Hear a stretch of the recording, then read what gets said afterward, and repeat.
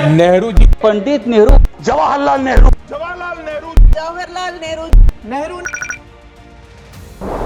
नेहरू जी ने पाकिस्तान के कहने पर यह शर्त स्वीकार की है कि इन बांध में जो मिट्टी आएगी, कूड़ा कचरा आएगा और बांध भर जाएगा, इसकी सफाई नहीं कर सकते। पंडित नेहरू उन्हें सोने भी नहीं देते और जीने भी नहीं देते।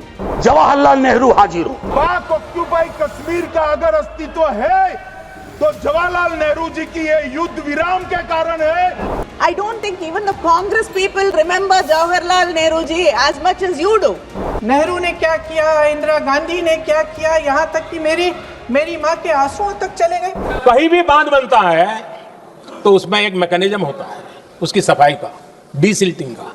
उसमें जो मिट्टी भर जाती है, बाकी घास वगैरह आकर के भर जाता है तो उसकी कैपेसिटी कम होती है, तो उसकी सफाई के लिए यानी इनबिल्ट व्यवस्था होती है। नेहरू जी ने पाकिस्तान के कहने पर यह शर्त स्वीकार की है कि इन बांध में जो मिट्टी आएगी, कूड़ा कचरा आएगा और बांध भर जाएगा, इसकी सफाई नहीं कर सकते, डीसिल्टिंग नहीं कर सकते हैं। बांध हमारे यहाँ, पानी हमारा, लेकिन निर्णय पाकिस्तान का। सबको पंडित नेहरू की बहुत याद आती है। पंडित नेहरू हो, सरदार पटेल हो, भूतकाल में बहुत घूमते हैं आप लोग। पंडित नेहरू उन्हें सोने भी नहीं देते और जीने भी नहीं देते। सरदार पटेल की भी याद आती है। मेरा ये कहना है कि नेहरू तो महान थे, लेकिन सरदार पटेल को प्रधानमंत्री न बनाकर हमने एक ऐतिहासिक भूल की है। बात ऐसी है कि नेहरू साहब बहुत ही डेमोक्रेटिक आदमी थे, सरदार पटेल लोह पुरुष थे। अगर सरदार पटेल ऐसे नेता थे जिसने पहली बार आरएसएस पर प्रतिबंध लगाया था। अगर सरदार पटेल जीवित होते और 10 साल, तो ये लोग आज सामने दिखते भी नहीं।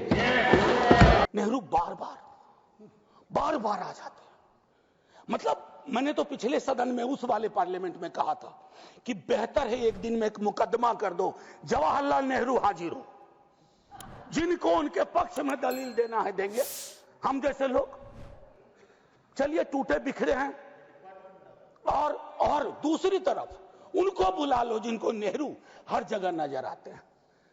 अगर नेहरू इतने वर्षों बाद भी आपको परेशान कर रहे हैं तो कुछ तो बात थी उस बंदे में, कुछ तो बात थी। मान्यवर, मैं बड़ी जिम्मेदारी के साथ कहता हूं, मैं इतिहास का विद्यार्थी हूं। पाक ऑक्यूपाई कश्मीर का अगर अस्तित्व है तो जवाहरलाल नेहरू जी की ये युद्ध विराम के कारण है। इसका जिम्मेदार जवाहरलाल नेहरू है। मान्यवर, 1960 में सरदार पटेल ने विरोध किया था, गाड़ी लेकर आकाशवाणी तक गए थे, घोषणा न करते दरवाजे बंद कर दिए थे।